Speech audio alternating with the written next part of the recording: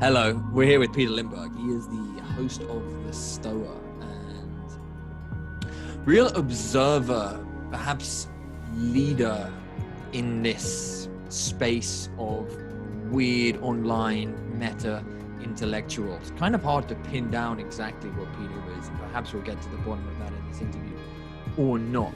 I think for orientation there, he is shaking his head. It's not going to happen.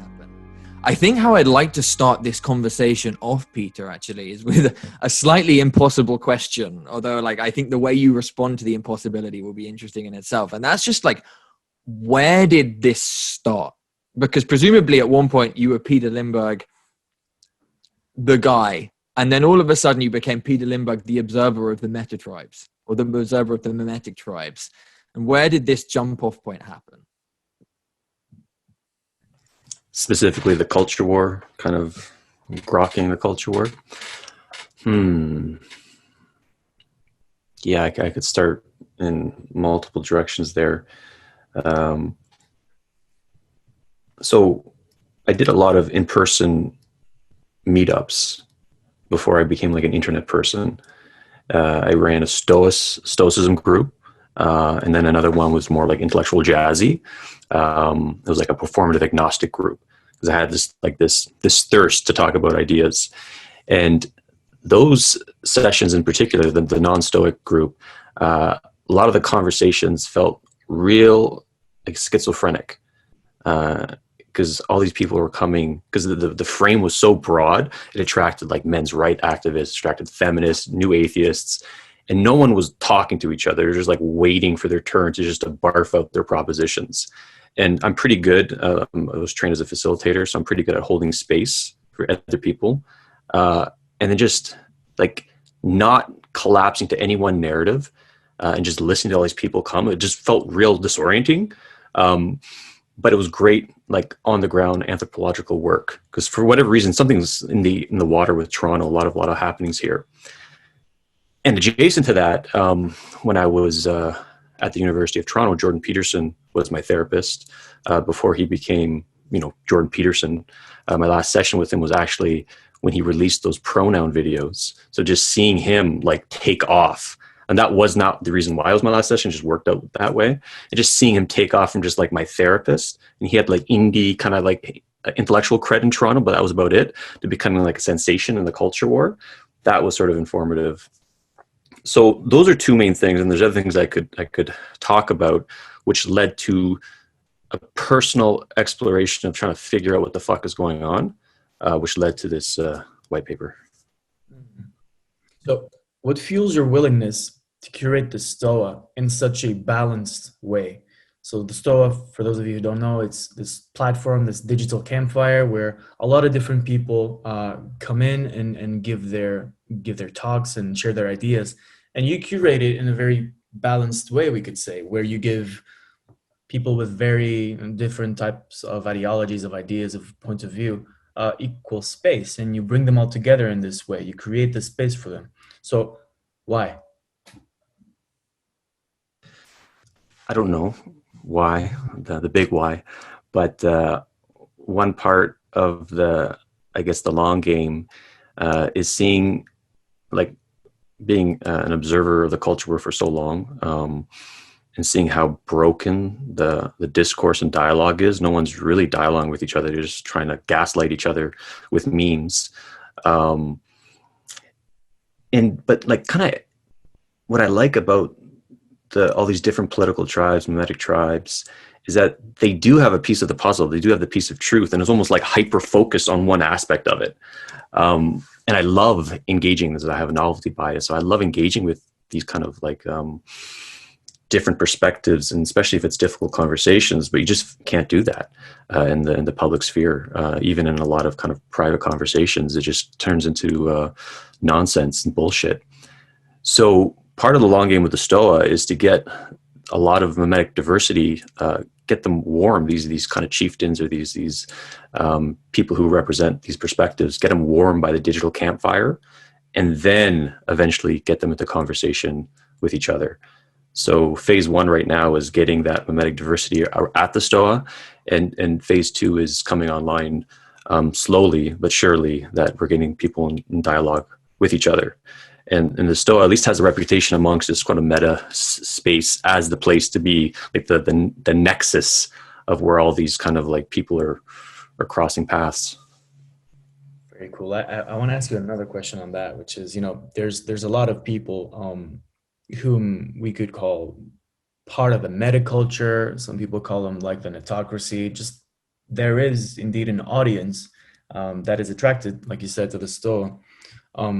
What do you think is their most useful trait or the most beneficial or interesting characteristic that all of these different people share? Because I think that is perhaps the most interesting thing about the Stoa, is that you're curating a space where this particular trait of all of these different kinds of people comes to the forefront. Some people call it the meta gene. I don't know. Do you have any view on that? So, there's a couple, I guess, movements or scenes, like the metamodernism, that was one, Game B, post-rationalists, and they all have different philosophical lineages and trajectories, but they're all like, they vibe in similar ways. And then maybe the through line between the three of them, and then the other ones that you mentioned, is sort of a willingness to have dialogue and difficult conversations and not collapsing in the face of complexity, especially narrative complexity. And then there's some kind of like pretense and bullshit in the scene, obviously, but I find the people who are drawn to it come with a sense of aporia and admitting that they don't know the answer, they don't know the truth, and they want to get into dialogue to figure it out. And they're not getting into dialogue just to kind of like shove their memes, down your throat type of thing. I think there's something quite like explorative and feels mostly genuine about the people who I've like encountered speaking on the Stoa and engaging with the Stoa audience. Like, I haven't seen much of a trying to force people into particular boxes. There is obviously like a strong bias towards what seems to be like well-educated middle-class people from English-speaking countries, and probably it remains a very intellectual space. And I mean, like, why wouldn't it be? It's people talking about philosophy and ideas and religion, but that also perhaps begins to form, like, I think, some of its blind spots. Like, I'm very like mindful of one of the critiques that our friend Alexander Bod makes a lot about the like lack of engagement with, say, conversations around sexuality or psychoanalysis in and around much of the Stoa and perhaps this like broader sense-making community. And then I'm mindful at the same time that, kind of saying this, I'm probably coming from within my own somewhat allegiance to this Memetic tribe that might be called like people who exist in and around the philosophy of Alexander Bod. I don't know if there's necessarily a name for it, but I do find interesting there's this like sometimes called intellectual deep web forum. There's this like name being floated around, dark renaissance, although it's not really taken off. It's not really like become anything too serious. So like, I wonder, like, what do you have any thoughts on what's going on here In your kind of like the dark renaissance type scene? Yeah. Like, what does that look like? Yeah. So I don't know if you know this, but I created the intellectual deep web with Bard. You did indeed. Yeah, I know that. And yeah. then you're not really active on it more. No, I'm not active on it. In itself kind of interesting. Yeah. And I know Bard, we hung out when I was in London and whatnot. He's a wild man. And there seems, it doesn't feel like a Memetic tribe yet, or I wouldn't like coin that in the dark renaissance thing. It's more, seems like in the conceptual realm. That's like an umbrella term to describing a group of kind of like intellectual live players who might have a reactionary bent. That's my kind of like sense of the vibe towards the the whole prevalent woke blue church type thing, and highly intellectual and philosophical in the orientation. I quite like it, and I engage with it. But yeah, beyond that, I think you two are more plugged into that scene and might have more to say. So I'm curious to flip it back to you. What's your sense on the dark renaissance? Yeah, it's a good question. I mean, I think what I enjoy about at least existing within it is this the fact, like you said, it's got some serious like intellectual heavyweights there, and there's quite a solid intergenerational thing to it. It's also quite small, but there's a few kind of like older figures like Bard and Andrew Sweeney and like Thomas Hamilrick, who I've been getting more friendly with recently, who are like fucking smart guys who I admire a lot and who are like willing and able to kind of like they're reachable. And I feel like I have kind of personal relationships with these guys. And I think there's a connection here between this deep web or this dark renaissance, perhaps, to the European men's movement, which is kind of another memetic tribe, if you will, but it's very non-intellectual. And that's also part of what like what draws me to it is like I find myself hanging around more and more in this manifesto space, and I'm part of this kind of like online group manifesto core, which it's a little bit like Rebel Wisdom in the way that they've built their like Rebel Wisdom inner circle, where you've got a subscription fee and then you go to, well, I don't know exactly how it looks, but it's that kind of thing. And it's based on like, there is a personal development bent to it and like a shadow work bent to it. But like I said, it's not particularly oriented towards sense making or intellectual stuff so much as towards relationship forming with other men. And I find that to be actually incredibly beneficial to me, precisely because I tend to exist in intellectual space most of the time, up in my head and trying to do like serious, perhaps like study and analysis. And it's great to actually just be around guys who don't do that at all. Like perhaps at a slightly like more zoomed out theoretical way of describing this, I think one of the big issues in culture and that kind of plays out along the blue church dynamic, right, is that, and this is quite a Bardian point as well, the priesthood, who once upon a time existed to have the like dual roles of theology and of pastoring, of looking after those in the church. Once we moved into blue church and academia, the priesthood kind of abandoned pastoring. And I think that to a large extent accounts for the mess we have with people, say, like existential, like self-worth and mental health, etc., etc. And there's a real interesting kind of like point as how do you bring the pastor back to the priest, if you will.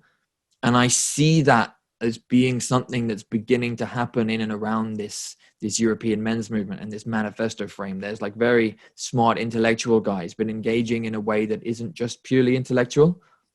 Whereas when I've seen more of the, say, like sense making or meta space, I know there's an element on, there is community and there is personal development, there is shadow work, but it always to me still feels like very kind of middle class and intellectual. Any thoughts, Daniel, on that? I can jump in with a few things. No, go ahead. Yeah, like on one hand, there's my critique on say the constellation of the tribes I mentioned that kind of would track to the meta, like the meta modern, game B, post rationalist, to be most uncharitable. It's disembodied and masturbatory. So that would be my critique on it. We can unpack what that means. I have a Stoic background, as I mentioned. I organized a Stoic group in Toronto, and that's sort of like that's sort of my operating system, I would say, philosophically. And then that's a very different kind of intellectual tribe that exists that doesn't really interact much with that meta space. They don't even, are not even aware of each other, I would say.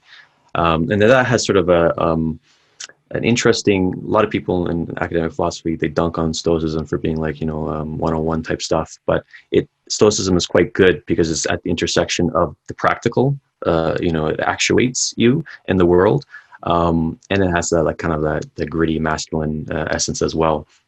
So that's sort of where I'm coming from with this.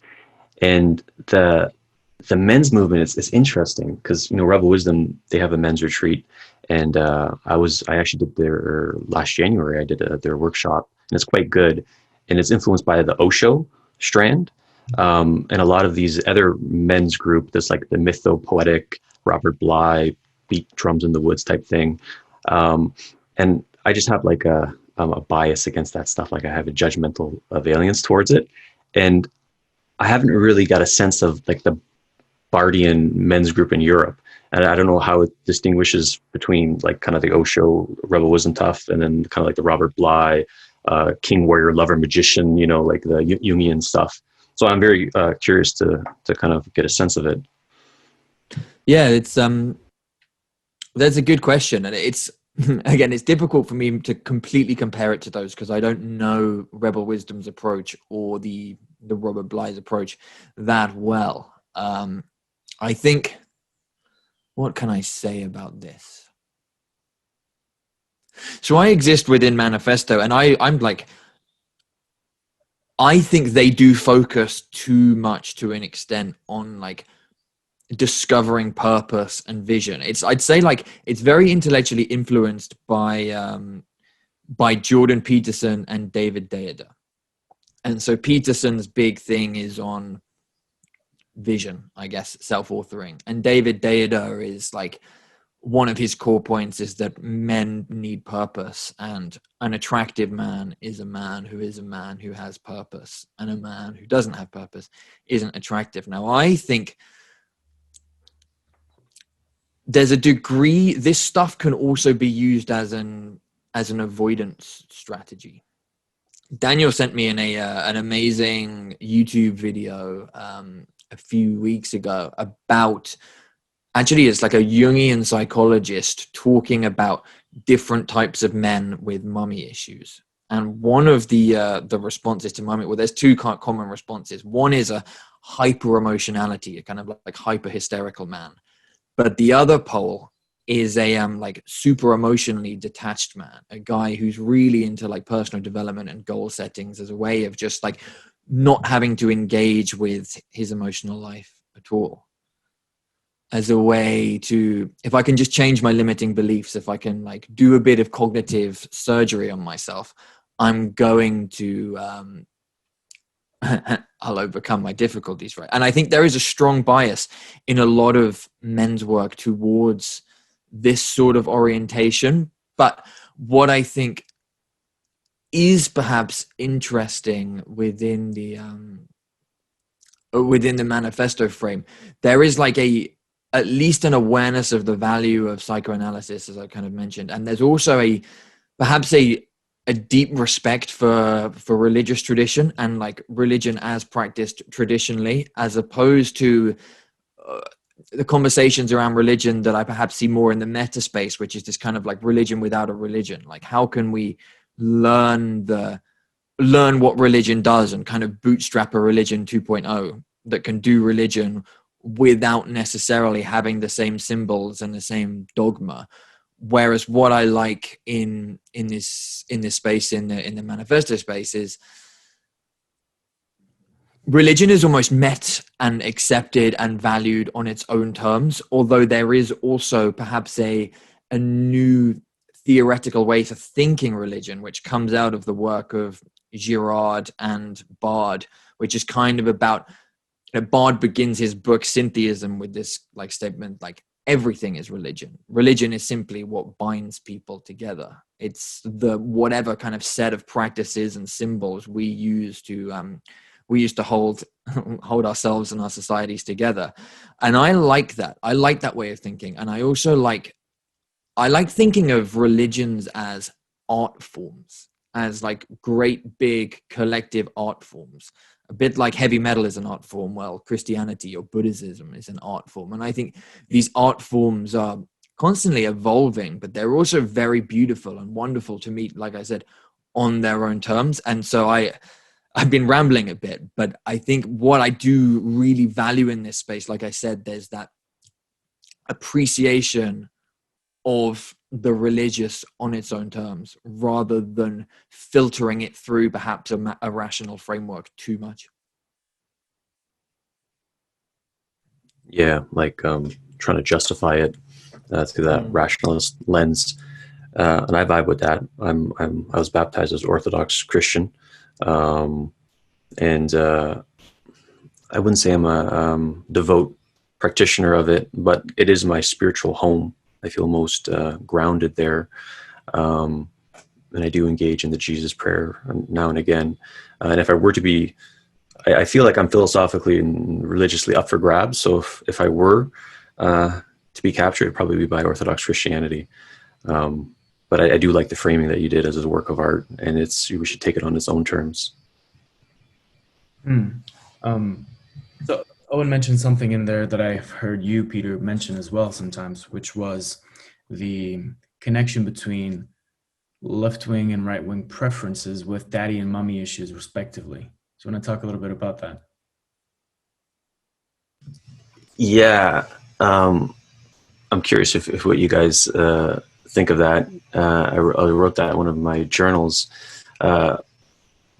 It was about Jordan Peterson and how Jordan Peterson kind of adopted the archetype of the father, and he came around and was criticizing the social justice warriors in such a way that it didn't really have a loving kind of redemptive vibe to it. It had this like really, I felt a resentment in his tone. And so imagine if daddy comes along and says you're basically an idiot, then, that's going to trigger you. So it's more of the archetype that he embodied that made him controversial. That was at least the kind of the claim.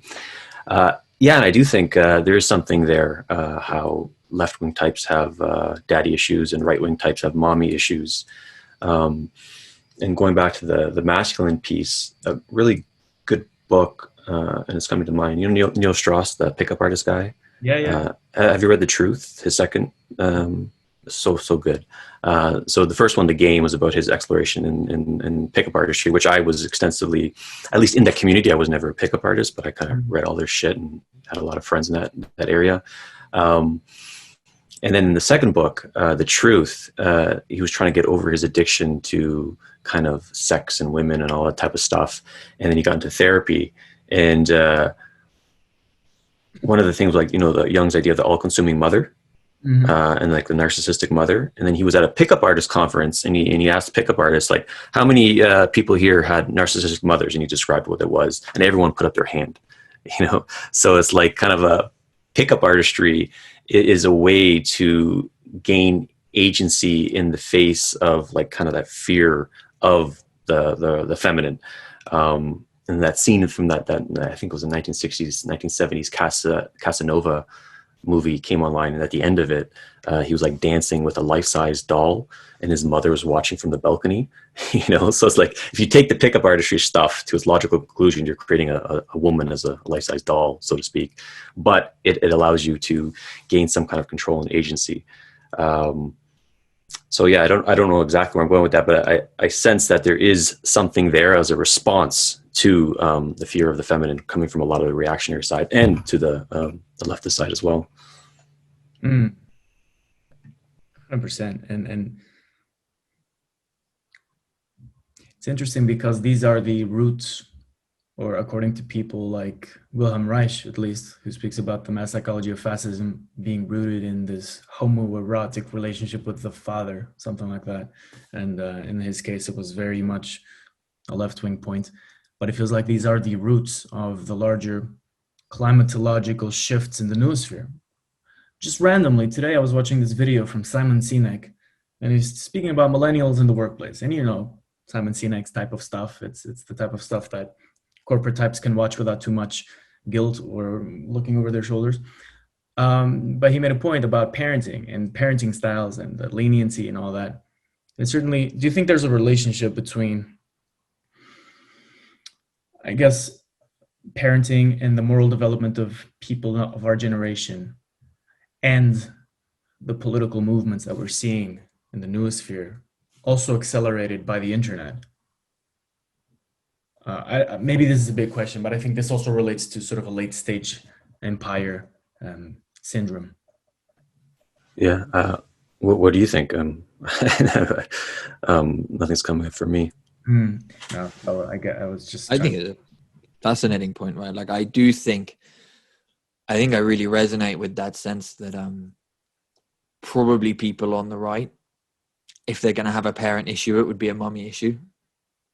And that framing you made about people on the left having a daddy issue, that makes sense as well. Like Jordan Peterson falling into this position of stern father, and it like massively upsets the left. And a lot of guys on the right are like, yes, because I think the response, particularly of men, I don't really know the feminine psychology, but I know the response of men to mummy issues, and I know this from myself, it's like completely personal and autobiographical, is a desire for power, like a real desire for like this like personal agency, and to really resonate with voices and people who seem to like promise personal agency and autonomy, probably because there's something inherent in the relationship towards a pathological mother that involves a boundary being inappropriately transgressed as a child or inappropriately broken. There's some kind of issue with a personal boundary, like a very, like perhaps like the boundary between mum and baby or mum and child is kind of like first order, and the boundary between father and baby is second order, perhaps. And so for the person who has the mummy issue, there's this transgression of the first order boundary, which leads to like a real, I think, desire for that, like ultimately personal safety, which then gets expressed through a desire for control and stability and self-optimization and self-maximization. Like I see a lot of this in and around the men's movement that I'm part of, and I think it's an element that we have to be careful of and be critical of. I also think at the same time, like, it's incredibly valuable being involved with this men's work, because it does, there do seem to be so many men either suffering from like perhaps like mummy issues or some kind of greater disillusionment with culture at large. And it is men that if something isn't done about them, they're going to go and fucking blow shit up. They're going to do dangerous, destructive shit. It's them who's going to go and get us into like hard right politics. And so where I almost see my own interest, it's like engaging with this perhaps political right, slightly reactionary world in a way that tries to prevent it from getting drawn too deep into its own shadow side. And it's, what was the initial question we were asking about? Like, again, well, so about these parent dynamics within political. Maybe I'll put a full stop there and sling it over to you guys and see if you can riff on anything that I've just said there. Yeah, like so I'll say when things get too much in the propositional for me, I feel I become disembodied, and I try to bring it to my life.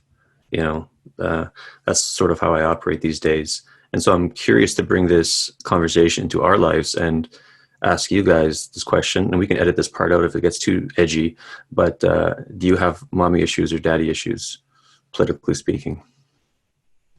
I think you know the answer to that.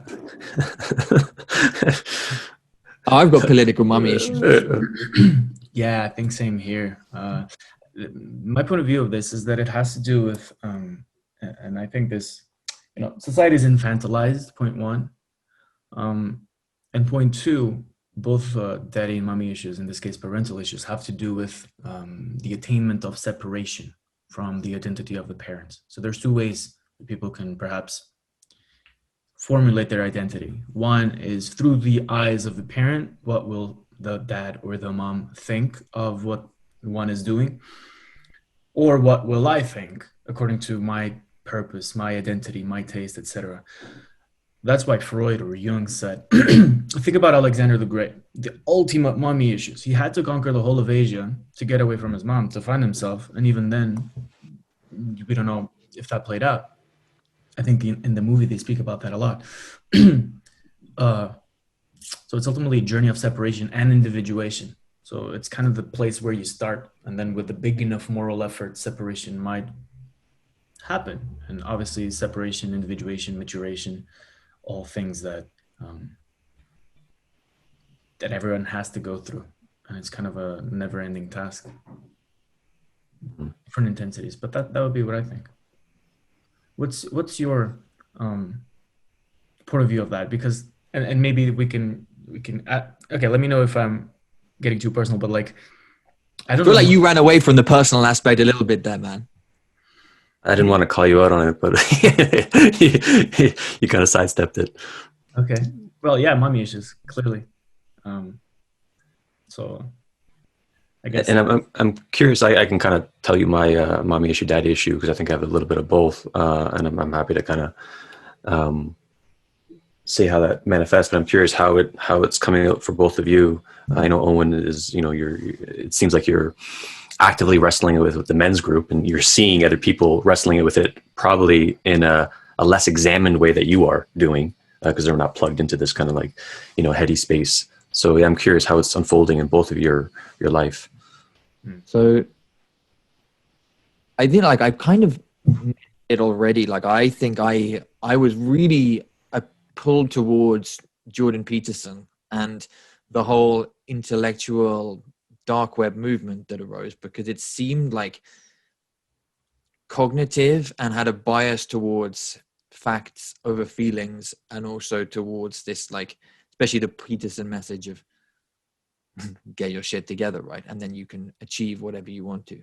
And like I, for a long time, loved that story. Like I think I've had a lot of unworked through anger and sadness around having had a pretty aggressive, abusive mother.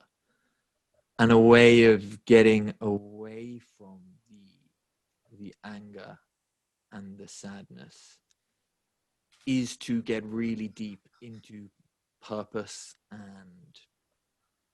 and creation. It's that old like thing in the Jungian thing of avoiding the emotions by having some kind of agency. And Yeah, I think separate, right? it then biases me against political speech that is like oriented towards other people's suffering. There's a sense of like, I think my attitude towards suffering is almost, we all suffer. Like, not there's like something wants to say get over it, but I think the we all suffer, get over it, like I don't really resonate with that stance. But it's like, we all suffer, embrace your suffering, and then make what you can in spite of it. And I have a bias against, again, political speech and political ideas that aim to enforce a reduction in other people's suffering via using power against the people who create the suffering. If you sense it. So in fact, that opens up another door to it. I think I have real strong authority issues. So what I don't like is being told what to think, or even the sense of like, there's a way that you have to act. Politics is going to shape your life and tell you how you engage with other people, even if, say, they are less fortunate than I am. There's more of a sense of like, well, why can't we just be left alone to be equals in our own space? Which I think gives me a bias against a lot of modern leftism. Although really where I feel like I kind of exist is a bit of a like reactionary anarchist, perhaps, in that like I am not a particularly big fan either of capitalism or of what came before capitalism. I think we can do a massive reorganization and deinstitutionalization and decentralization of society, but I think traditional religion has an important role to play within that.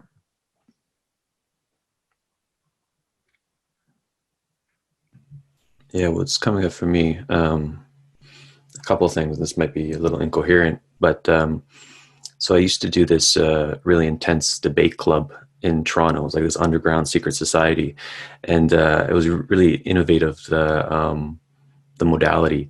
And I remember distinctly there was one guy that was like a new atheist, kind of like total new atheist memeplex, and another person was like a traditional Catholic. He was an SSPX, the total trad cath, and they almost like just, it's like the same coin with different sides of it. Like the new atheist, he was afraid of authority being unfairly imposed on him. And the tradcad was afraid of a society that didn't have authority.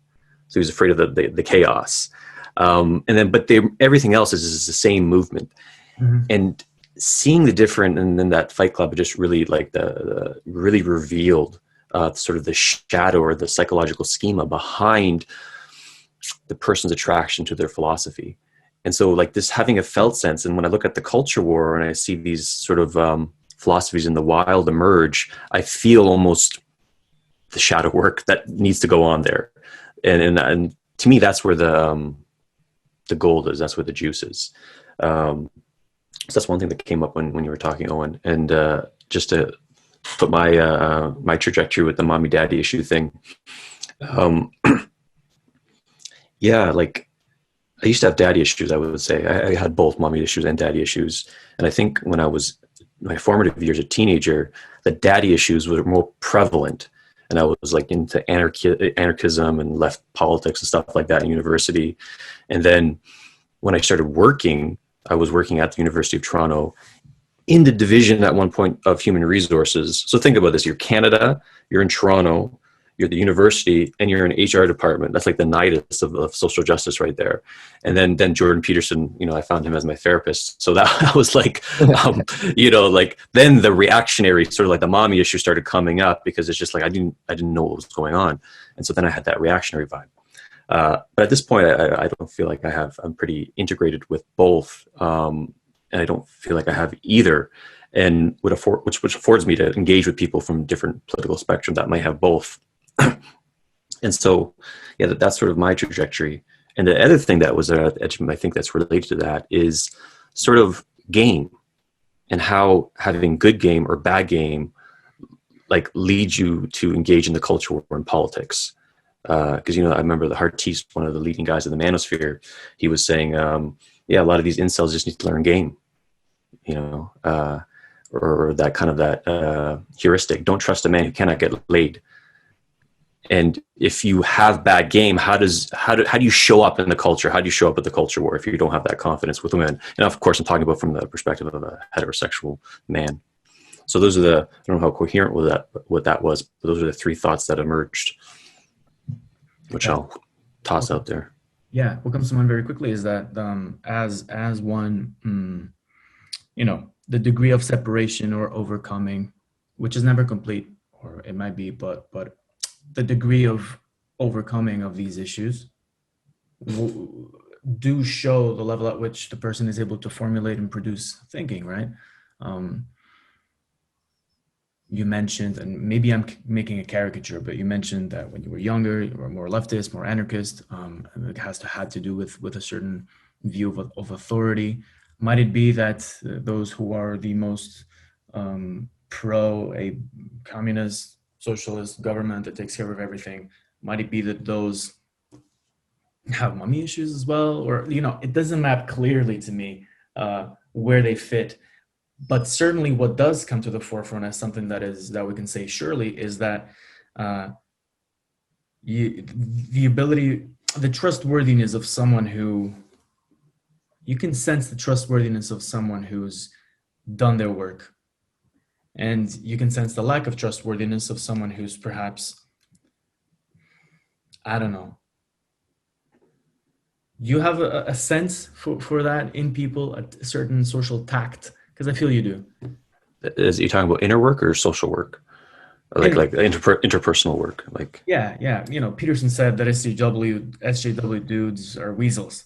And this is correct, but you know what I mean? Yeah. And just to circle back on something before I get to that. Like, of course, the mommy daddy issue thing is a crude thing and it might be wrong. And it's partly a personal experience because I felt like the daddy issues were salient when I was engaging in leftist politics. And then the mommy issues were salient when I was engaging in more reactionary intellectual dark web stuff. And I do have a sensitivity. It feels like that is a trend that's happening in the culture war. And totally, like the sneaky fucker mating strategy to talk about what you just mentioned. I noticed a lot of people, people who have the friend zoning mating strategy, like people who perhaps are on the leftist politics, they have their game is kind of like, let's be buddies, let's be friends. And then let's hopefully not be creepy enough to get, rejected but like, you know, that strategy where maybe a more reactionary conservative one is just more direct game, stuff like that. That seems to track with my experience. Again, interesting that you mentioned mating strategies, pulling the sex into it as well. We're involved in game. I don't know about you, Owen, but I did read a lot of that stuff as well.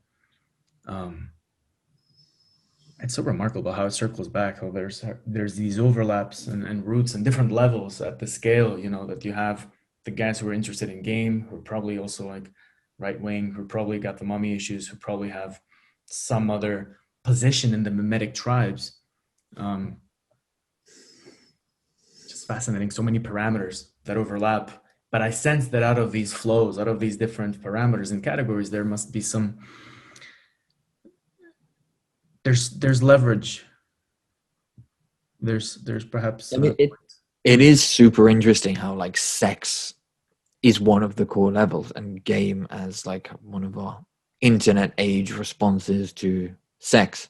Like me, totally. I remember back in end of 2016, I think I decided that I wanted to start hooking up with women. So I started watching game videos on YouTube, and then found myself onto the red pill on Reddit and hang out on the red pill for about a month until someone posted a Jordan Peterson video there. And then I saw that, and that was how I like got into Jordan Peterson. And it was when he'd just done his first Joe Rogan.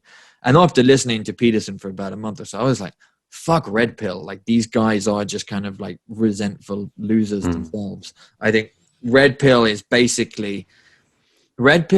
destination one for a lot of guys who had a horrible breakup and it really hurt them. And then they come and seek, like, how do I get power? How do I prevent this from happening again? And they meet a bunch of guys who say, well, look, the truth is this is always going to happen because all women are like that. But here are some tips that you can have so that you're not going to get burned so badly next time. And everyone's like, okay, this sounds kind of good. Like, work on myself, go to the gym, eat healthy, have clear goals, be slightly more detached. Don't put all your eggs in one basket with women. But it ultimately has a very...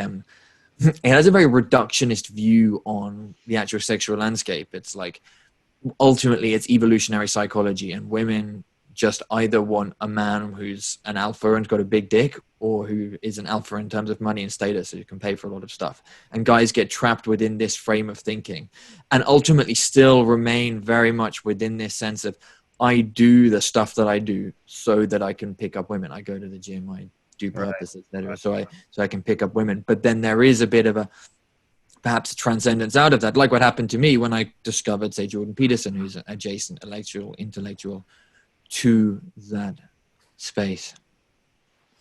But then I feel like perhaps to generalize, like if you could say the sexual dynamic playing out perhaps in the contemporary right would be one of people who got hurt trying to rediscover sexual polarity. So trying to rediscover what it means to be a man and rediscover how to treat a woman like a woman and treat women like women. Whereas the left seems to be more in this sense of, let's be less engaged with the realities of sexual difference. Like, men and women aren't that different. And the differences have led to unjust oppression and unjust power dynamics. So the more it's kind of, I sense, and maybe you disagree with me, but I think there's a bit more of an androgyny on the left, but not necessarily like a sexy fluid androgyny, as more of a bit of a like gray, where men and women are both a bit more just kind of gray. Mm-hmm. Yeah, like I remember.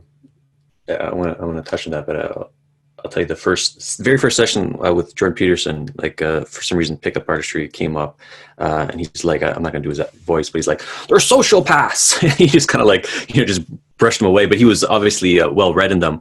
And then I introduced him to a lot of things, and then I kind of changed his opinion, I think, of it, because I thought that was somewhat uncharitable while understandable.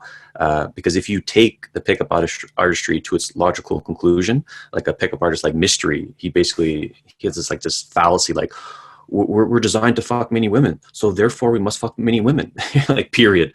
And then all these, what I would call dead players, you just adopt scripts, like, okay, this is what the pickup artists are supposed to do. They're supposed to just approach women and have sex with them in clubs. like, no. But that being said, some of the tactics and techniques do work. So my journey in that whole scene, like I did these challenges that actually Peterson talked about in some of his videos, where we approached, in the men's group that I was in at the time, was that I experimented with these men's groups as well. We approached 100 women in one day and asked for their phone number. And like I got rejected a lot, and I think rejected like 73 times with my 100 approach challenge. But after a challenge like that, it's like I'm immune to rejection, you know. And then there's like I'm not afraid of getting rejected by a beautiful woman anymore, type of thing. So that's great. It felt like a superpower. It gives you optionality. And so I think if you engage in the logical conclusion of pickup artistry, it does lead to becoming a sociopath and to having like an extreme I-it sort of way of relating with people, to use Martin Buber's language. But you can, exaptive purposes, you can exapt that, some of the skill stack that's gained from it, and use it for something else.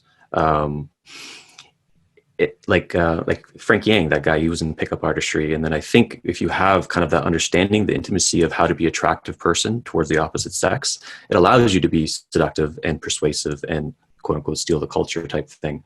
So I think it's quite good. And I do think there is, and feel free to push back on this, but there is sort of almost universal aspects of attraction for like heterosexual men, both physical, like height and stuff like that, and also personality traits like confidence. And as Peterson says, it's not the man who has the gold that's attractive, it's the man who can get the gold. So I do think that's good, and it's good to cultivate that type of stuff.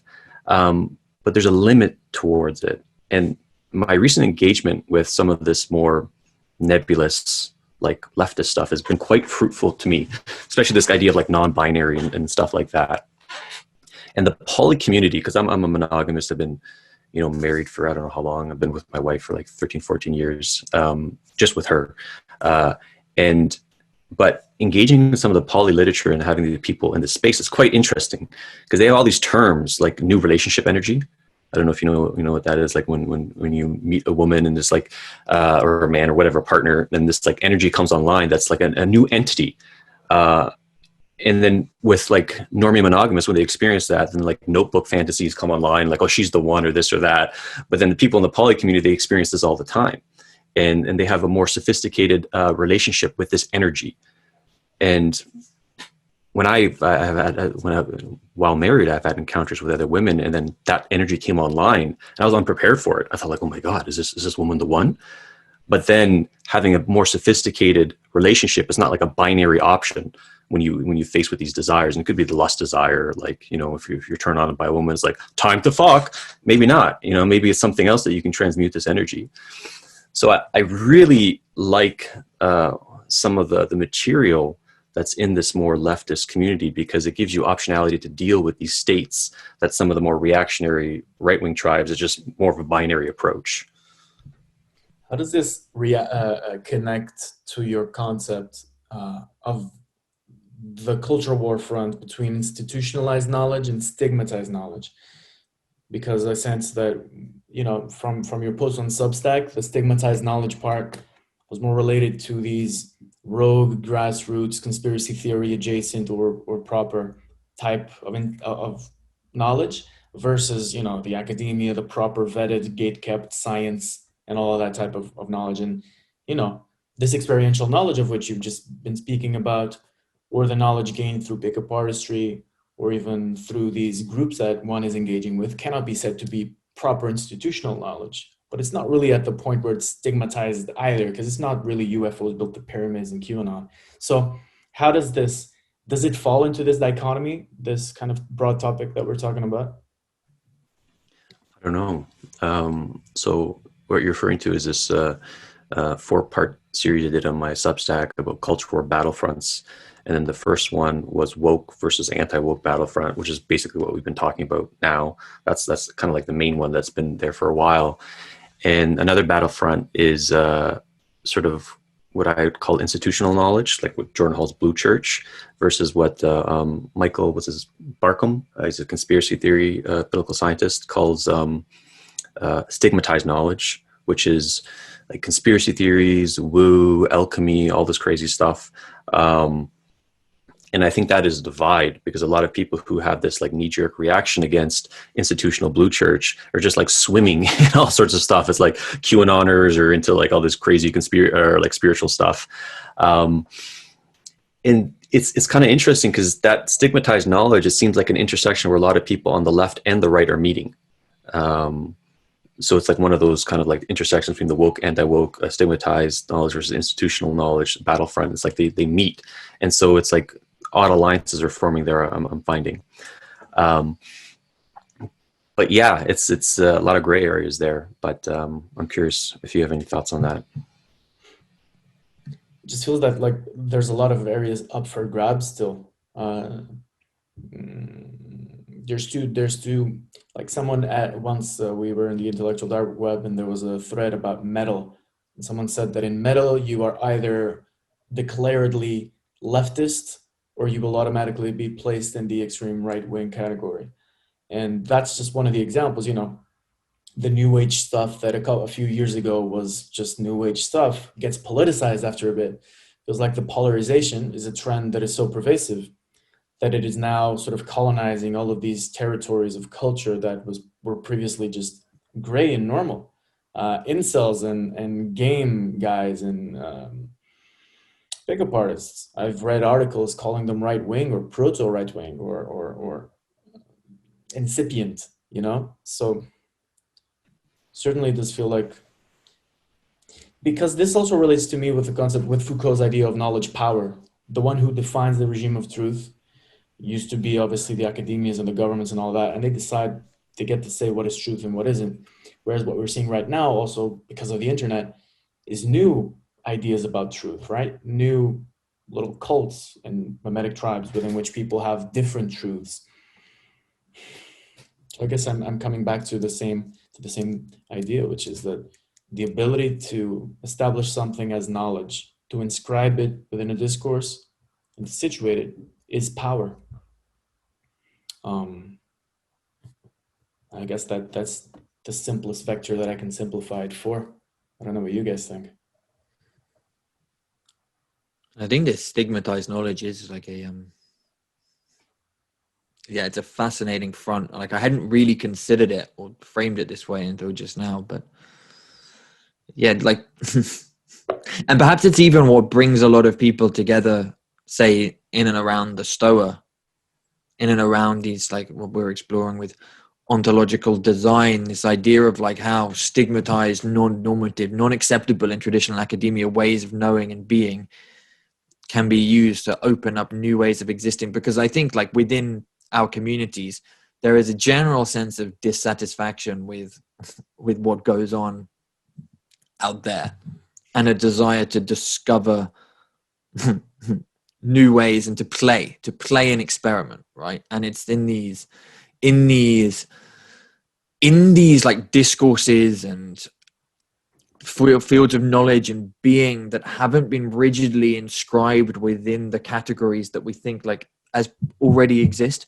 So like, what does it mean to be someone who's really into psychedelics or tantra?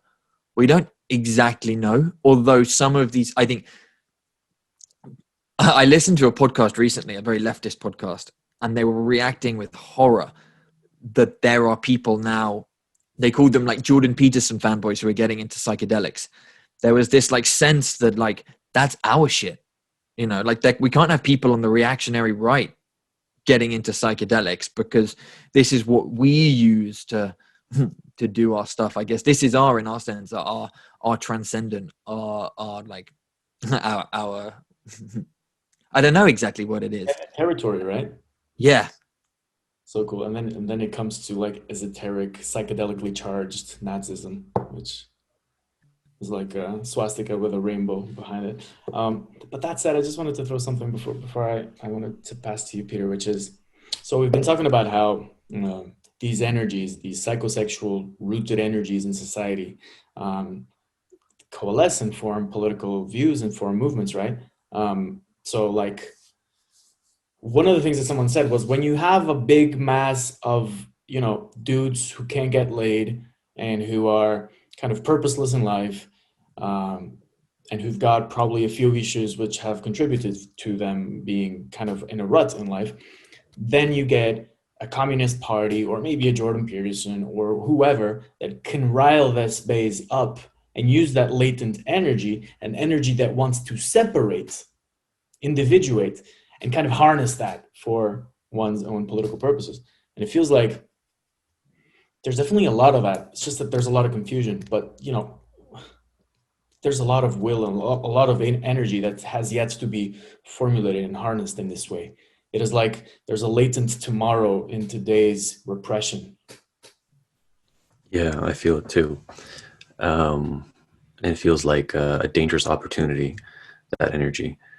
And I'm reminded, I was reading a lot when the Arab Spring came online. I was reading a lot about that. And like, I think, I forget what country, but like 80% of the people were unemployed men. They call them wall sitters because they're just hanging around the wall or whatever. And then, that was the argument of why that happened. And when you have men that are, not getting sex, because the Pareto principle is like totally happening in the sexual marketplace right now, and the employment is not well and all that type of stuff. It's like that energy is there, and people are going to capitalize on it. And it's almost like this, like the internet is providing an interesting opportunity for that to occur, for these people to come around and try to, harvest this energy. This is why I'm interested in virtue, but we can kind of maybe bookmark that. But I had some other stuff, but it slipped my mind. When I'm curious, what's alive for you, Owen? Yeah, I'm love that you mentioned virtue, because what made me, what I thought immediately, I was like, well, religious frameworks are what help men contain themselves, precisely around having ideals and conducts of behavior. And when, like, over the last 200 years, what we've lapsed into is a very utilitarian way of moral decision making. Ultimately, being virtuous is a sucker's game.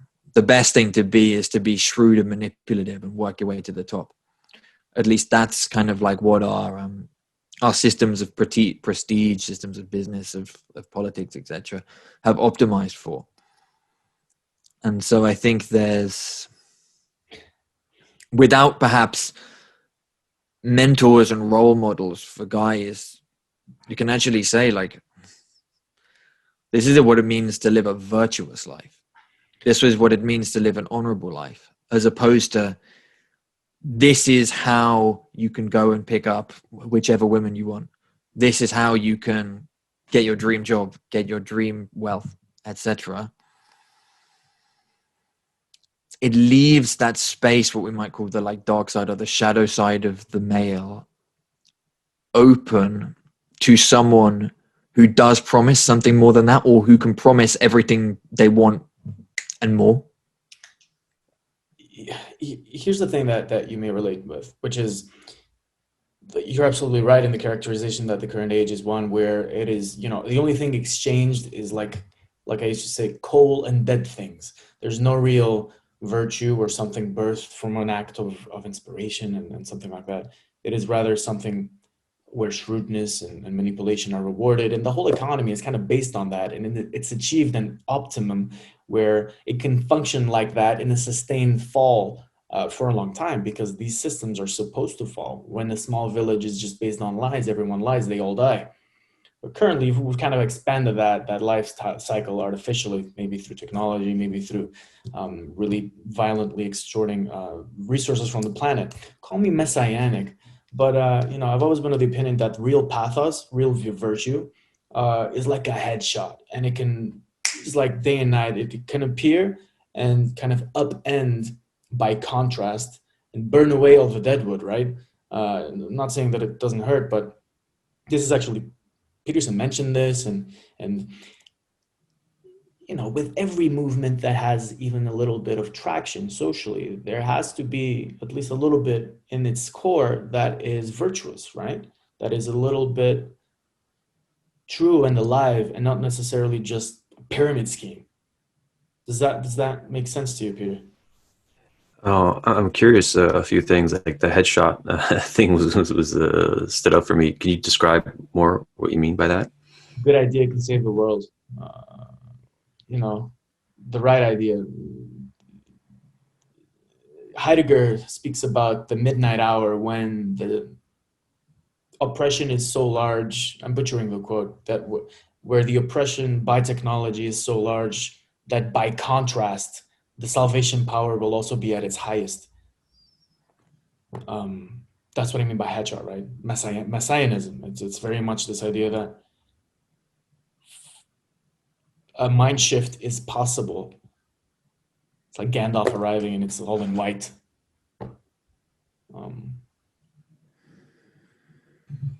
How does that sound to you, especially with the point you made about virtue? And I know you're at least a little bit spiritual, and there's something in you that you like to feel and tap into and intuit, which is something very, very cool that maybe we could talk about.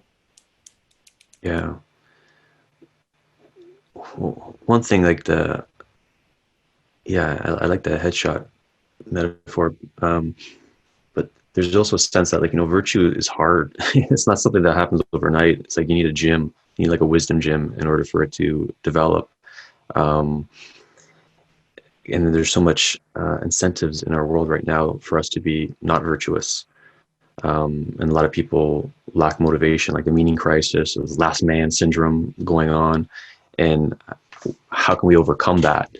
But I do think if more people become virtuous, then we have a shot at transforming things and transmuting things. But my sense that it has to be done in private or in a way that is unexpected. What's your sense of the word epiphany? I don't know. Why do you ask? First, it's I think it's part of the lore of the Orthodox Church, and secondly, it's a flash, revelation, an experience so massive that provides the energy for the reorganization of one's whole life. Yeah, like I blab a lot about the Daemon or the Daemon in my writing, and to speak about it in a secular sense, it's like a certain quality of intuition that points you in a certain direction. It says, go here, and if you listen to it, something delicious happens, an adventure happens, but there's no guarantee. And I actually think it's a good psychological move to view it as a separate entity, because it untethers it from ego, this kind of this essence. So not a daemon, the daemon. I think it's quite good. And every time I was engaged in these creative pursuits that led to a real like fruit really in my life, I followed this energy. And then when I started like trying to control or have this egoic machinations or fear came online, it was just like I broke up with the daemon. And then I have those flashes of insights that you described when that energy comes online and it flows through me. And then the Stoa just came in a vision. And then when COVID came online, and then the Daemon was there, and I'm still riding with it, or it's flowing through me or channeling through me now. And it could be like less pretentious and woo, just like listen to a certain intuition rather than viewing it through system 2 thinking, navigating my life, I should say.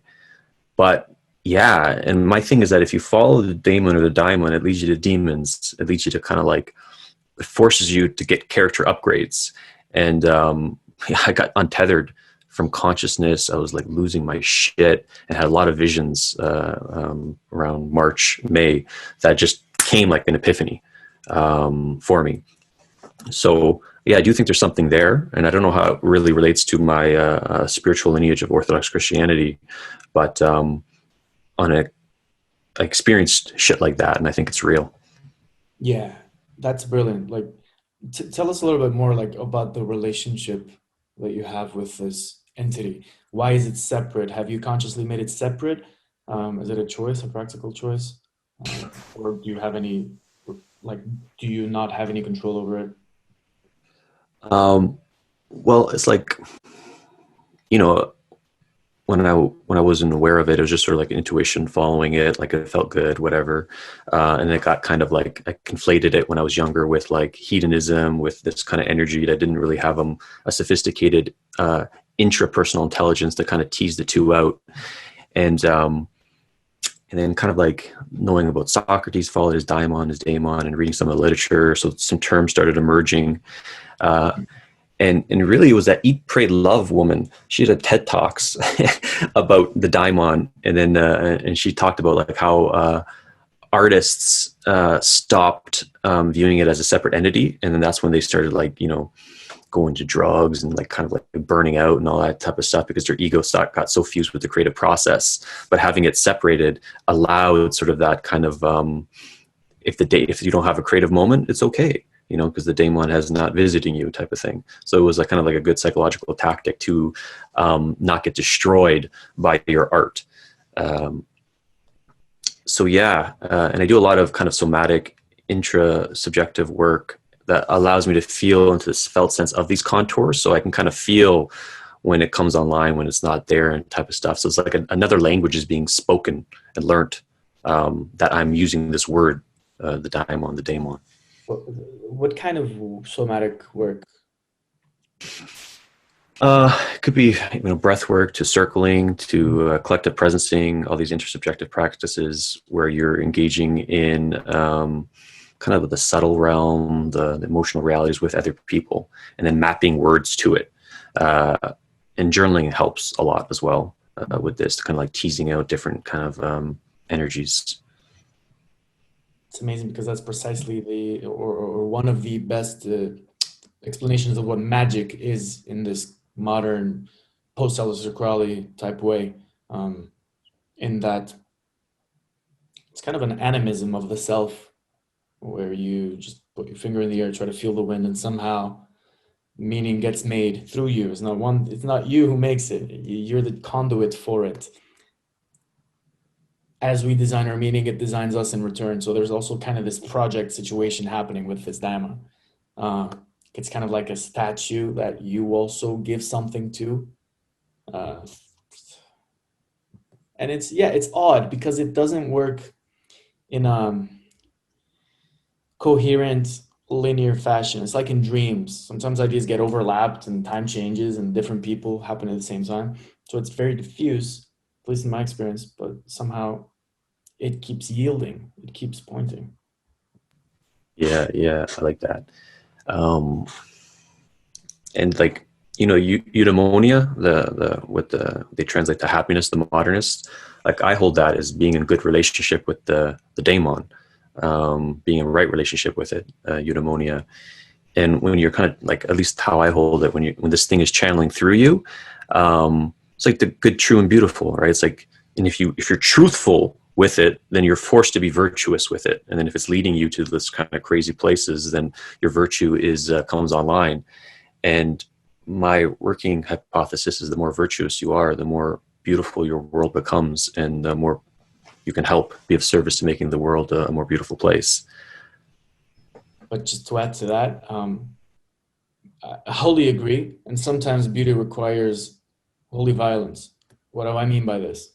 That's oftentimes when I hear and speak about virtue and all that, I tend to forget, and it's good to remember that even, the originator of our moral was Jesus in this sense. He was crucified because he committed a crime, because he went to this temple and he started to like kick people and turn over tables and shit. So in a sense, to be a guardian of such good, beautiful, and true requires that we actively pursue conflict sometimes, or not pursue, but like don't shy away from it, and such other things that might be considered distasteful or unvirtuous according to other lenses. Do you know what I mean? Does this make sense? I have some thoughts bubbling up, but I'm curious what's pinging with Owen with that. So relating to what Daniel was just the last point, I definitely think conflict and virtue are not opposed, and any system of virtue that says avoid conflict at all costs, I think, is not a system of virtue. I think virtue, as I understand it, is much more about how you conduct yourself and how you approach the conflicts, like how you do go into conflicts that need to be gone into, but without fetishizing any aspect of the conflict, like either your opponent's weakness or your own strength, your own victory or your own loss. I think there's something in perhaps like virtue, and like maybe this is a Stoic way of framing it, is like a kind of somewhat detachment from it. It's like doing the right thing because it's the right thing, but not doing it because you're in love with the image of being the person who did the right thing. You don't identify with it. Yeah. And I think, well, that kind of reminds me, I want to back up a little bit, because I remember when we started talking about the demon or the daemon, and about like this non-identification of it, of keeping your ego separate from it. And it was interesting. I love that way of framing. And I know that this conversation emerged out of this conversation of virtue. And to me, I feel like inspiration or daemon and virtue are distinct, although they interwork with each other. Like, I think virtue is a personal practice. I think it's a mistake to attribute one's own inspiration to one's own virtues. I think that is another tunnel down into kind of megalomania, essentially. It's, I'm capable of this stuff because I'm such a great person. And I'm almost, while I think I love inspiration, I love being inspired, Technosocial wouldn't have happened if it wasn't for me sitting in the garden and just having this voice that was like, start a podcast. And it was just like, fucking out, like, okay, I'll do that. I don't know where that's come from, but I'm going to do that. But I don't know if it's wise to live life in search of these experiences, or to make these experiences, or the signs for these experiences, the core of an ethical worldview. Especially perhaps not for 99% of people who are just trying to live an ordinary life. Like, because I think it maps quite well onto what I see in a lot of perhaps the new age scene, which I would say like perhaps transcendentalism, which is this desire to attain through meditation and spiritual practice that ultimate bliss state and ultimate liberation and ultimate enlightenment, where you're like freed from the everyday shit and the trappings of normal mortal existence, and you experience one consciousness with God and blah, blah, blah, blah, blah. You know what I'm talking about. And I'm mindful at the moment. I'm increasingly thinking of like how this experience, or this desire for this like transcendental drive, or this desire to have a transcendental practice, how that shows up in all sorts of different ways. And I think a way it can show up is in a desire to be constantly having moments of like intense inspiration, moments where you no longer feel like Owen or Daniel or Peter, but feel like the daemon. It's its own like trapping. And I think really the ethical question, and this comes to me because I've been spending a lot of time like studying and increasingly getting closer like to practicing Tantra. And Tantra is very much like abandoning your desire for this bliss and this ecstasy and these wonderful states, and like actually experiencing your transcendent practice is learn the art of living an ordinary life. And I think the art of living an ordinary life is perhaps the thing that increasingly I'm drawn towards within a context. Like I do not live an ordinary life. Fucking bizarre things constantly happen to me. But that kind of produces a desire in me. I think I'm like, how can I just like fucking live and hopefully afford to pay my bills and eat and not drive myself mental, which is a hard time half the time. Yeah, I think that's well put. And the way I hold it, and there's some Stoic bias here, is like you can be eudaimonic, being in a right relationship with the daemon, or you can be dysdaimonic. I think that's what some psychologists call it. You can be in wrong relationship with the daemon. I think part of being in wrong relationship with it is fusing with it and pretending, like being narcissistic about your access to it. And that's why this is my Stoic bias, is that virtue is sort of like a different talent stack that keeps the daemon in check and keeps you eudaimonic. And it's what's it called? What was the thought that was coming up there? Yeah, it's like almost like the daemon, or the being visited by it. This quality of intuition is a given.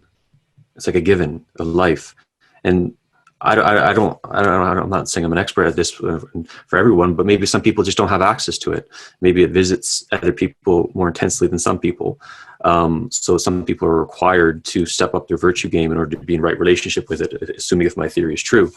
So yeah, I think that's an element there too. But I almost view this energy that comes to certain people as this sort of a given. And then it's like, okay, what the fuck do I do with it? Do I become narcissistic with it? Do I become like, create all this crazy art, but then destroy my life and my health and all this type of stuff? Or do I try to have some semblance of virtue in the face of this kind of like creative hurricane that is channeling through me? And because sometimes it's not wise to listen to this energy that tells you to go there. Sometimes it might be wiser, more prudent to do the opposite. Because the muse is also sometimes a dragon. The image that comes to mind is the madman on his high tower and the villain laughing maniacally in the middle of a thunderstorm, right? What's the thunderstorm? It's the electricity of the energy of the Daemon. So the muse is also a dragon in that sense that if you're virtuous, then it's a muse. If you're not virtuous, then it becomes kind of a dragon. Because there is a proper way to be in a relationship to it. Proper being the key word. Is like there's a proper way to plant potatoes too. Like, you know what I mean? There's a proper way to make a glove. And there is an anatomy to this Daemon entity type thing. And I agree that, identifying with it seems slightly weird. Jung said that about Hitler.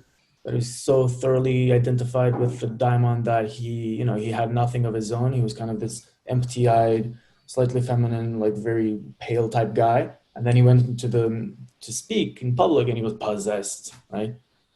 So Jung said that Hitler was possessed by the Daemon, or something akin. Yeah, I think something where he was looking at Mussolini and Hitler walking by, and he was live watching them both, and he was like, yeah, Mussolini, he is what you see. He's like a big guy, he speaks loud, he's kind of a bully. But then Hitler is a mediunic, in that he is completely void of personality and become a vessel. What's a vessel? Like the vessel for the collective unconscious of like the shadow of Germany over the 40 years of its like cultural supremacy, followed by its defeat in the World War One. Yeah. And so like he became that unconscious force entirely, and it was like a distinctly German flavor to it. That's also things that sorry, go on. Yeah, it was that Wotan article that Jung wrote about the Hitler and Nazi Germany was pretty dope. But just to quickly circle back to the conflict thing and tie it in with the whole Daemon stuff and the virtue is one of the Stoic practices is journaling to oneself, and it's sort of like, in the purpose of that is to keep one truthful, keep one honest, to put one at the edge of their thinking, to call them out on their bullshit. And I try to do that at a daily basis. But you need other, like, how Aristotle calls friendships of virtue. You got friendship of utility, friendship of pleasure, the friendship of virtue. Someone who's dedicated to see the best in you for its own sake and to keep you accountable and call you out on your shit. And there needs to be practice, and there's institutions that promote utility, friendship of pleasure, obviously, but there's nothing really promotes friendships of virtue. And you need other people, men or women, to just kind of hold their truth on you and call you out in your shit, because you can deceive yourself so easily. And that was sort of the debate club. The essence of it was like imagine this. This is how we designed it. It's like one man had his eyes closed and he was in the agape seat, if you will, and then the other, and only could do two things: say what he believed to be true, and he had to answer at least one question posed to him, and you couldn't interrupt. So there's three things, and then everyone else could do whatever they wanted. They could yell at him, they could like challenge him, all this type of shit, both on a psychological level and on a propositional level. And it fucking kicked my ass philosophically. Just like I came in with a lot of intellectual arrogance, and it destroyed me. My map of reality just got set on fire, and I had a lot of existential crises with that. But it was great because it allowed me to speak a language beyond reason, to put reason in its place in a way. And so you need shit like that. You need kind of like innovative psychotechnology that allows other people to keep you like in check, but in the spirit of virtue, not in the spirit of narcissism or gaslighting that's happening in the broadcast media and the culture war. So I definitely, I don't think anyone has figured this out, but I definitely think this kind of like gamified conflict is needed in order to maintain one's virtue. That's why throughout the ages you can see the same, because man doesn't change, technology is the variable, and so throughout the ages you do notice this. It's so marvelous. It's the same thing all the time. The Egyptians, they had chess, and the Greeks, they also had, Stoa and the forums, and every civilization kind of has their own way or their own emergent ways to tackle this problem, right? Yeah, and it's like a meta pattern exists, if you will, and it's just like we have to figure out artistically how to like express it with the ruins of our age or whatever it may be, and then kind of sort of makes it attractive and for people to want to engage with. That's half of it. And I would say that maybe the other half of it is chaos itself will show us what has to happen in a certain time when it's needed, right? The Right. circumstance invents the hero. I'm thinking about Peterson, and I think Bart was talking about how Peterson came to the forefront in such a time, and he was propelled to his status as a known figure because of the circumstances, the culture war, and also because there might have been weight put on him that was the weight of identifying with this egregore that everyone was so keen to, so in need of, right? Some people called him messianic because there were some people in his audience who were like seeing in him kind of a savior figure. And this just ties back to what I was pointing towards, which is the memetic environment. Certain quality of the noosphere at every given moment will produce what it has to produce in any given moment. If there's clouds, there's going to be thunder. If there's no clouds, there will be sun, and there will be other things rising, right? So there are patterns, perhaps too large and too chaotic for us to be able to map, but they exist. The best we can do perhaps is intuit them with animism, but they do exist, I think.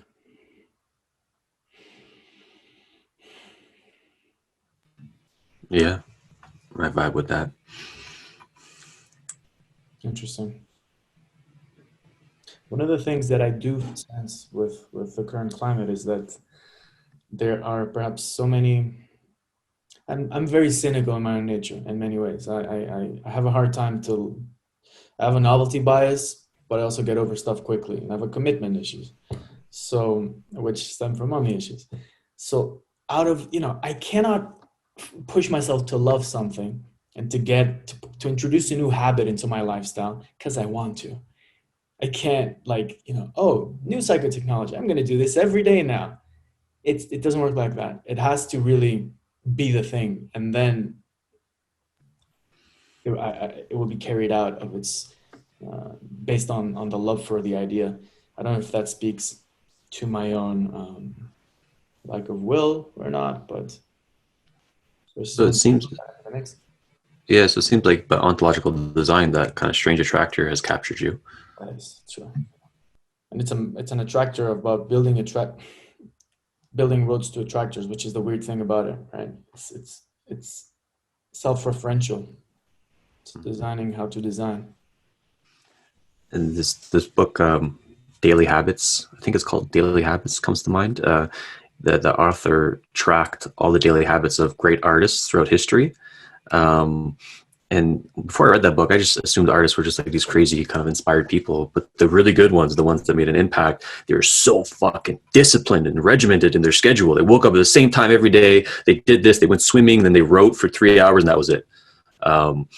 And I'm finding with this kind of like, I view the Stoa as an artwork. I view it as a life work. It's an artistic expression of me, this whole kind of thing. And there is just sort of like this chaotic kind of like free flowing vibe there, because I don't never know when inspiration is going to come. But when I have like 300 emails in my inbox unanswered, the Daemon's not there. It's like I have to like figure out a habit to get that shit cleared, and then all the inspiration emerges. So my sense is, in order to like a decent artist between a great artist is to have that kind of that virtuous discipline in order to allow that energy to channel through you in a clean way. It requires a good cause, though. You can't say, it requires a good cause, and then the cause energizes you to do that. Because if you didn't love the Daemon, you wouldn't be checking 300 emails for any other thing that you weren't so passionate about, right? Yeah, there's saying like, I like the Daimon, but I don't like his admin work. Like you have to really kind of be inspired by it in order to do the administrative shit involved in it. Love it. That said, question, are you going to kill it? I heard. So I did this thing, like, so this 1-year anniversary of the Stoa is on March 21st. So it's like in a month, right? And yeah, there's a couple options. I might end it. I might just keep going, but only in 3-month intervals. So every 3 months, there's maybe the end of the Stoa party. I might take a break. I don't know. Like, I want to keep going because there's so much excitement and buzz around it. But I like the artistic idea, like it's a sand mandala. Those mandalas made out of sand, and you just rush it away after you brush it away when it creates something beautiful. I like that. And then just having that kind of the optionality to get out, so I'm not too psychologically attached to the project, or the kind of like the financial fruits that are emerging from it, from the Patreon or from whatever the gifts, allows me to have the Daemon in the game still. Mm-hmm. So that's one of like another psychological ploy I'm doing just to kind of like keep me active. So I actually don't know what I'm going to do on March 21st. There's a little bit of anxiety, like pressure, like I got to do something. It has to be fucking interesting because they build all this hype around the end of the party.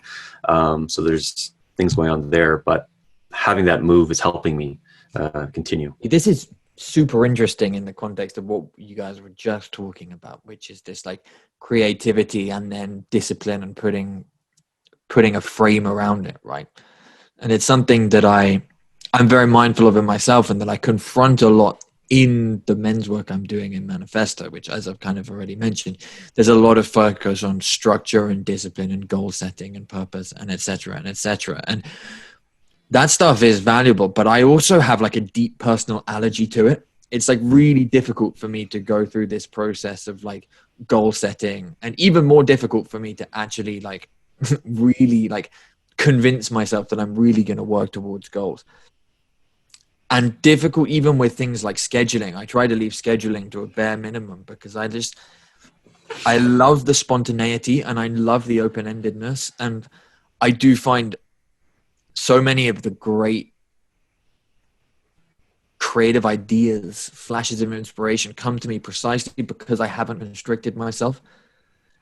And so there's this constant battle between discipline and constriction and having a plan and having like clear tactical moves to make within a defined time frame, and not having that, and being open to the inroad of experience. And like what I think I'm seeing, like what at least I think I pick up from doing the men's work, I think there is a spectrum of people who are some are oriented to kind of archetypically, some are oriented more towards chaos, and some are oriented more towards order.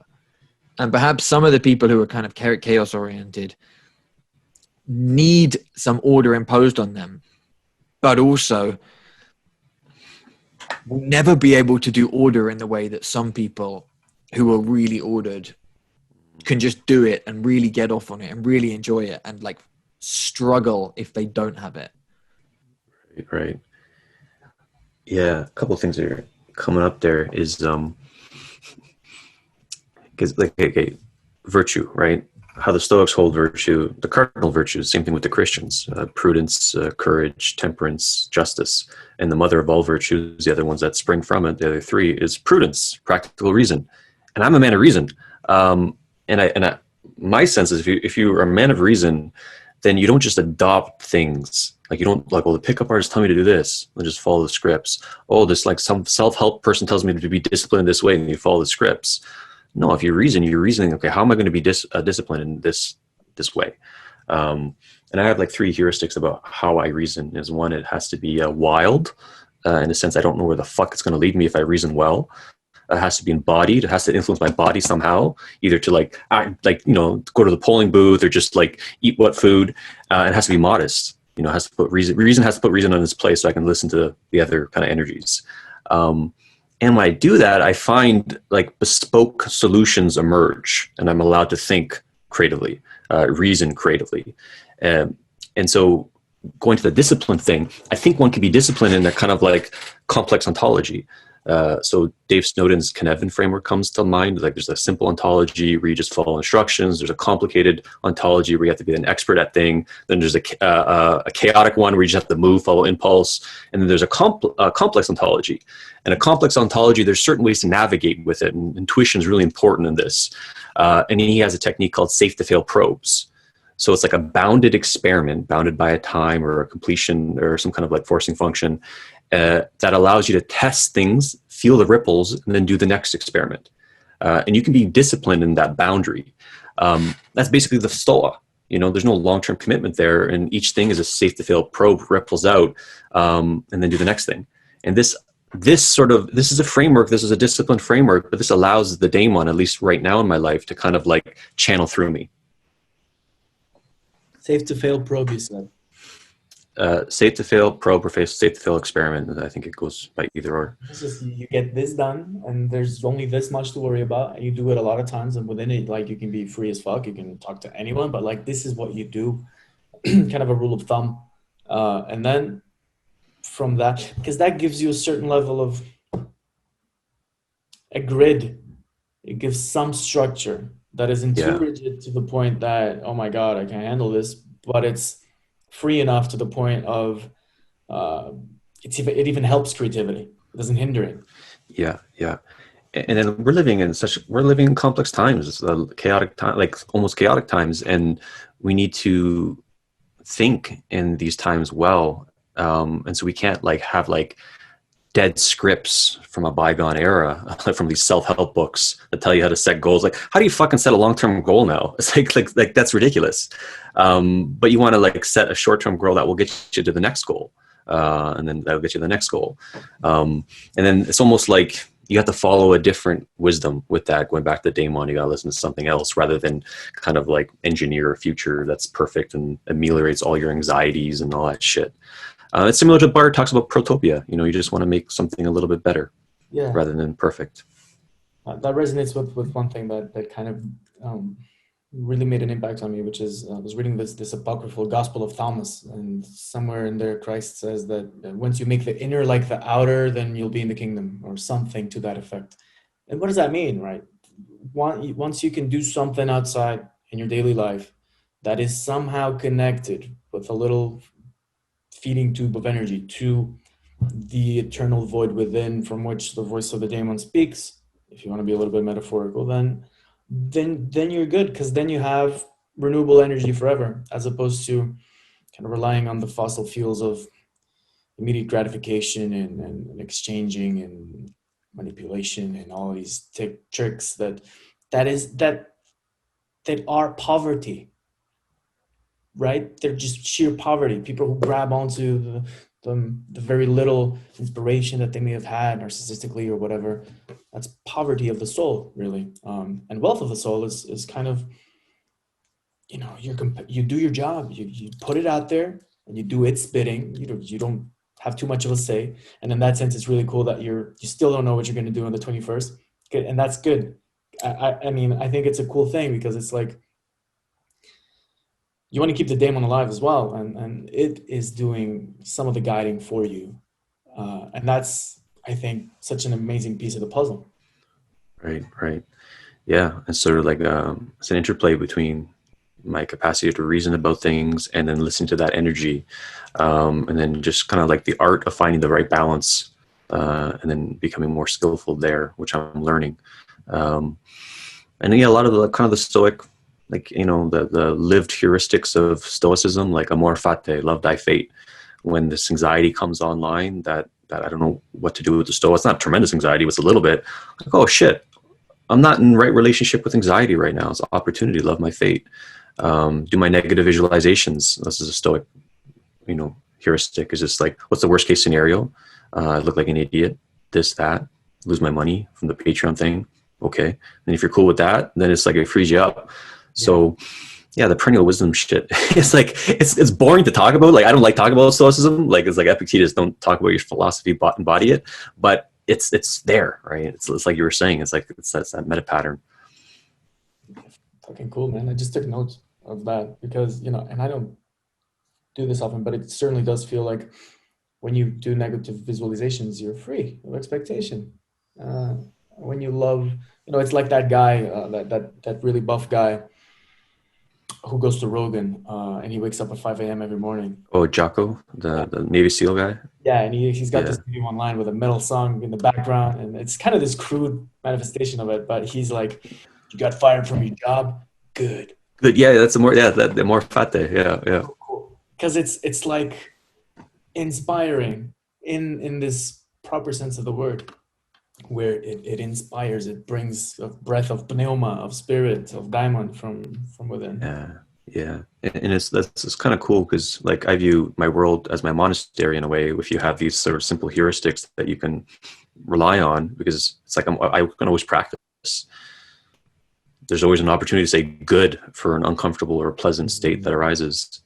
They're small, right? They can fit on the little bag of the Fool of the Tarot. They're not the heuristics, right? They're not massive books. I know I have so much wealth that it weighs me down. No, it's like the whole world. I just do these 5 things.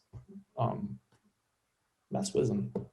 I think this is what I found beautiful in like learning the philosophy of Tantra as well. This idea of just really opening and embracing whatever shit gets thrown at you and finding ways to transmute what might be negative emotions into more constructive things. So it's like there's a anger brings up a real directness. So being really angry can also lead to just like, right, I'm going to do this. Sadness, grief leads to deep empathy, an ability to stand with other people in whatever they're going through.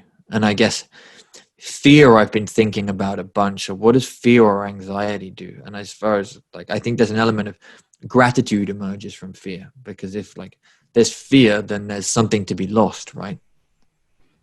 Right.